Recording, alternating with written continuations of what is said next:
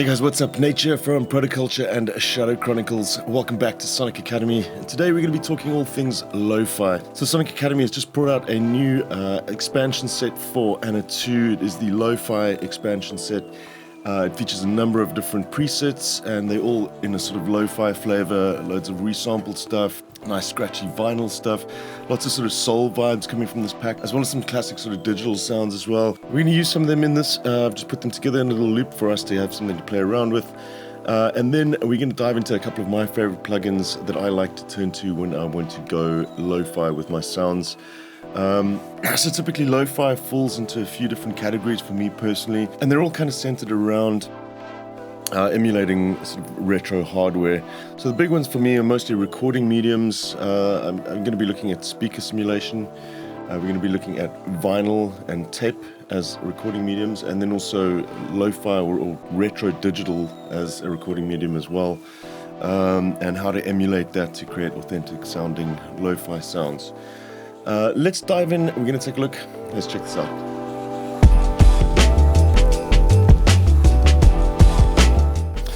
Right, so here we go. I've got a little loop that I've programmed here. Everything is coming from Anna apart from the drums, which are coming from the drumulation from Emulator 2 Plus from UVI. So a good place to start is to actually start off with retro sounds or authentic sounds to begin with. Anything coming from sort of retro sampled instruments or drum kits, like in this case, which I believe is Lindrum samples or from the Emulator sample library. And let's just play this back and take a listen to what we're dealing with. And everything else, as I said, is Anna, and this is what we got.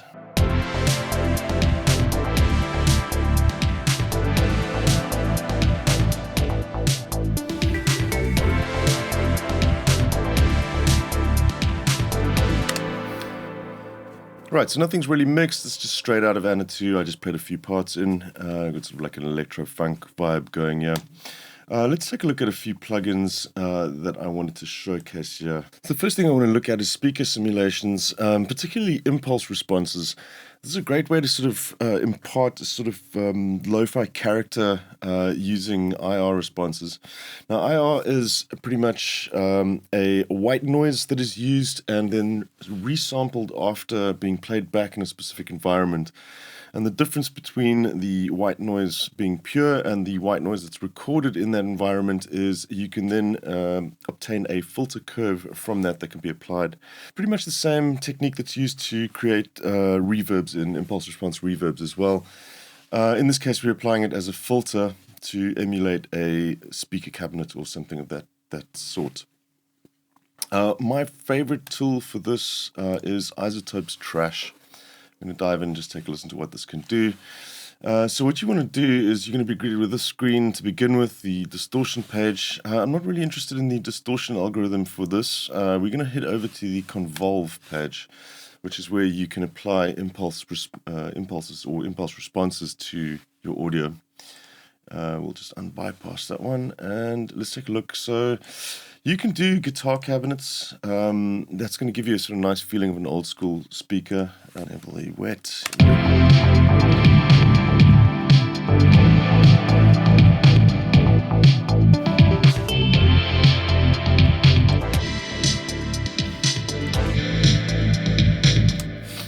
So you can hear some of these guitar cabinets. It gives you a really sort of nice grungy sound. They are quite typically guitar. The area that I go look for stuff mostly in here is down at the classic textures section.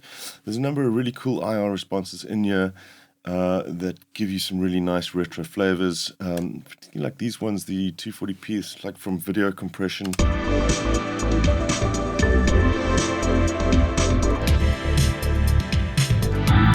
Alt TV.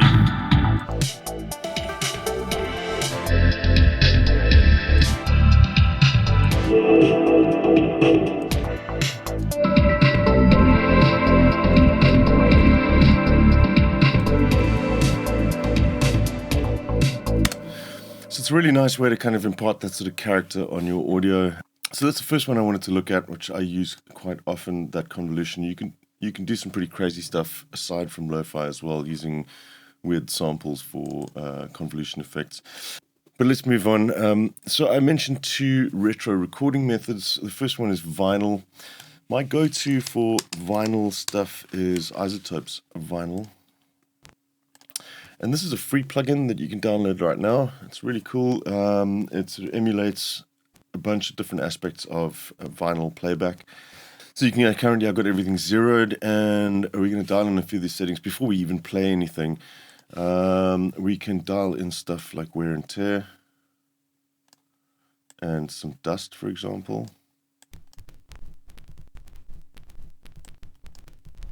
We can bring some mechanical noise,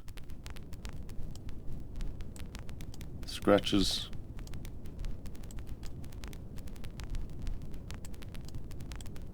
change the RPM of the turntable. Then we've got some filters as well. They're sort of labeled from 2000, 1980 right down to 1930. These are essentially impulse responses as well. They are set filter curves that will affect your audio. Let's take a listen to that. We'll start off here, maybe dial back on the dust and the mechanical. And let's take a listen to what this sounds like.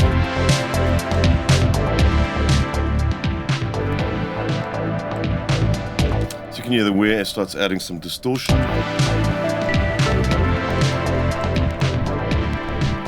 You can start bringing some scratches as well.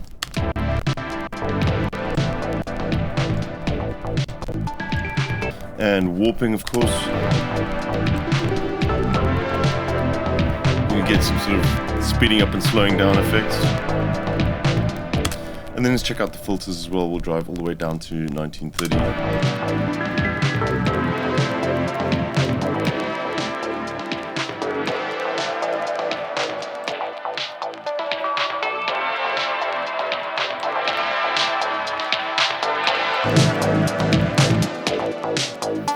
And you get this really cool spin down feature as well, which will emulate the drive motor stopping and the record slowing down.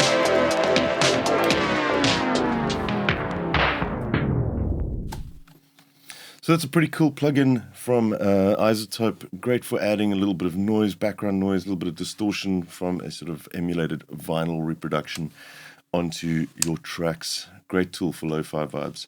So let's move on to the next recording medium. That would be tape. And particularly with the sound here, that kind of 80s vibe that we've got going, you're going to want to kind of bring in that retro 80s feel. And my favorite developer at the moment for this kind of thing, I'm really loving a lot of their plugins, is Baby Audio. So they've got Super VHS, which is just fantastic for this kind of 80s vibe.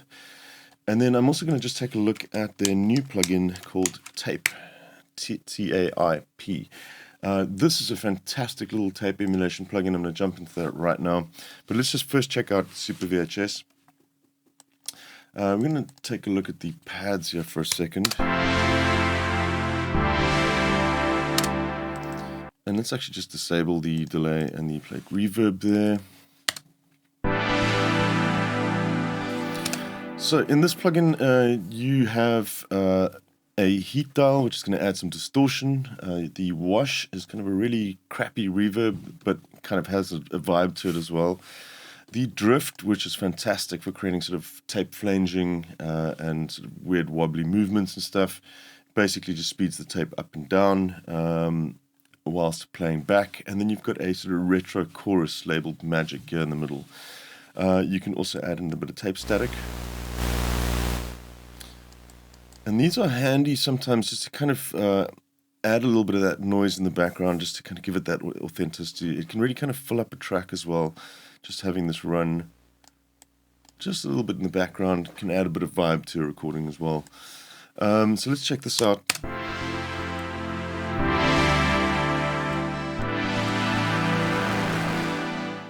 Get right up to quite extreme distortion there. We'll dial just a little bit of that in. And let's check out the reverb as well.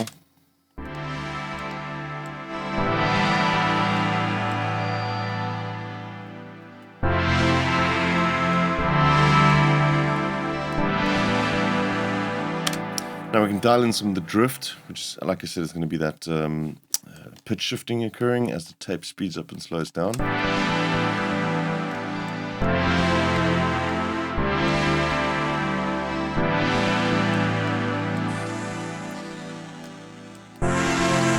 Got a bit of bit crushing down at the bottom here as well. And let's kick in the chorus.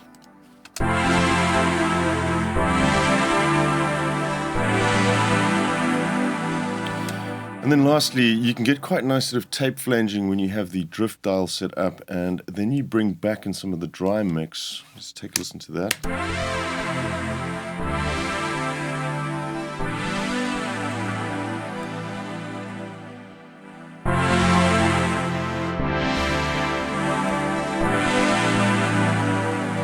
And we'll take a listen to the whole mix running through VHS.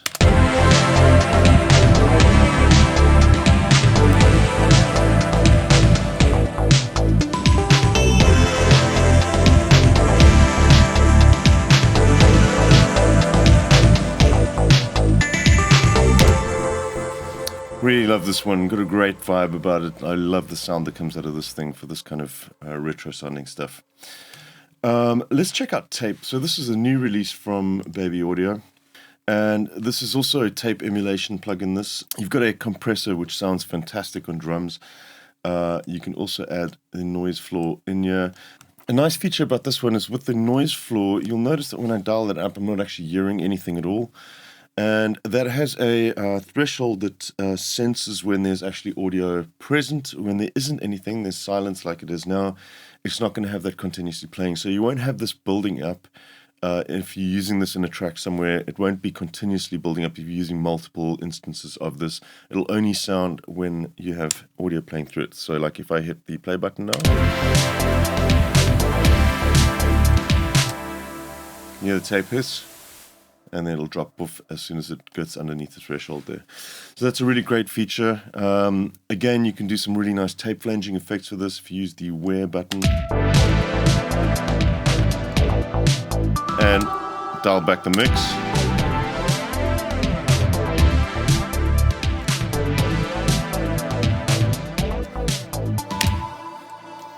Super cool effect that as well. And then obviously you've got the tape drive in this, which is the real star of the show, the distortion that you can bring in. And you can get quite extreme examples with this as well.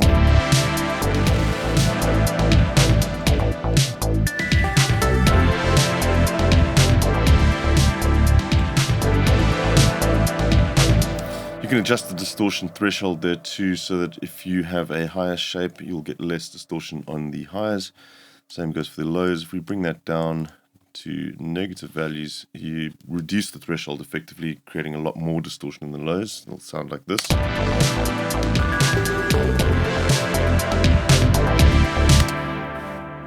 And then lastly, I want to just check out the glue compressor. I love using this on drums at the moment, so I'll just solo our drums and we'll dial in some of the glue.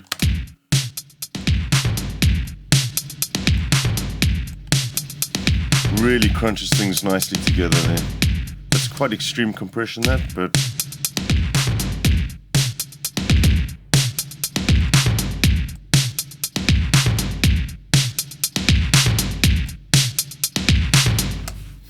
so that's Taip from Baby Audio. Highly recommend you check this one out. It's a great plugin as well. So lastly, let's move on to the digital side of things. I want to emulate sort of lo-fi digital stuff. One of my usual go-tos for this is going to be Decimort. So lo-fi digital, you want to really kind of reduce the bit rate. Quite often there's filtering involved as well when you are trying to emulate these sort of old school samplers. Decimort has a couple of presets built into it, which if you go down here, vintage sampler, you just click yes. And you'll see you have a number of them here. You've got like the MPC 60, the SP1200, we'll go with that. And it's actually just rather solo and instrument here, for example.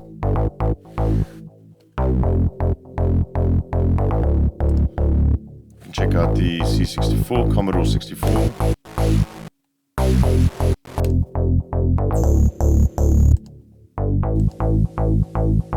Emulator.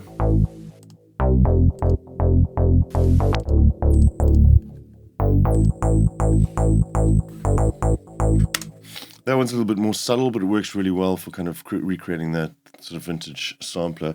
The problem with this, though, is these vintage samplers, when you were sampling stuff and this bit reduction would occur, the reduction's essentially being applied to a specific voice. In this case, we kind of we find, because Anna's using a sample-based patch from this lo-fi pack. And I'm going to show you how to do this as well, so you can create your own sort of retro sounds by doing this sort of method. What we're going to do is I'm going to take a piano sample from Halion Sonic SE, and I'm going to show you how to kind of recreate the same effect of digital lo-fi sampling, but inside Anna as well. So what we're going to do first, I'm just going to grab my piano sample. Let's just...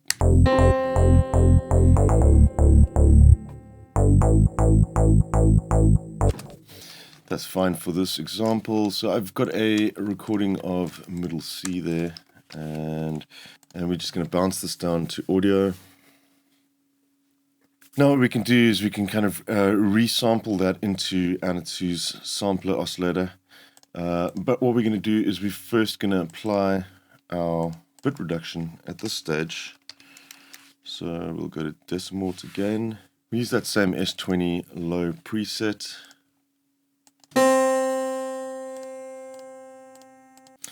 Right, so I've got a brand new instance of Anna here. I've got my sample rendered down with our bit reduction in it. I'm just going to drag that into Anna's sample oscillator now. I'll just import it in. And we'll just disable the voices on our oscillator 1.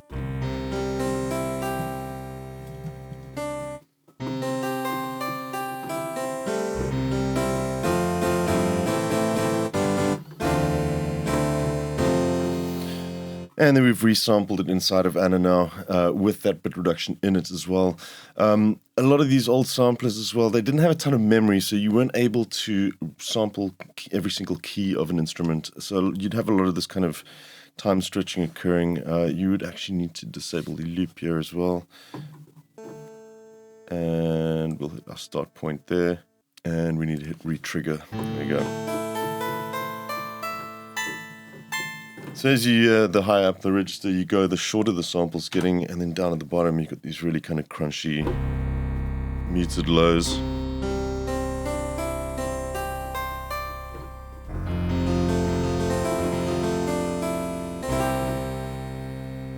So that's one way to kind of do resampled lo-fi digital stuff, and a lot of the presets in the Anna lo-fi pack have got this kind of stuff baked into them as well. There's a lot of noise tables, lots of vinyl noise that they've added to a lot of these as well, which gives really kind of nice sort of grungy feel to them. So yeah, that pretty much wraps up a couple of plugins to check out if you are wanting to do lo-fi beats, as well as the brand new preset pack for Anna 2. Go check that one out, the lo-fi pack. And I will see you guys soon right here at Sonic Academy. Hope you guys enjoyed. See you then. Cheers. Thanks everyone for watching. We really appreciate all the support from you guys. If you love this video, then smash a like, and if you want to be notified about new videos, hit the subscribe and notifications buttons. Peace!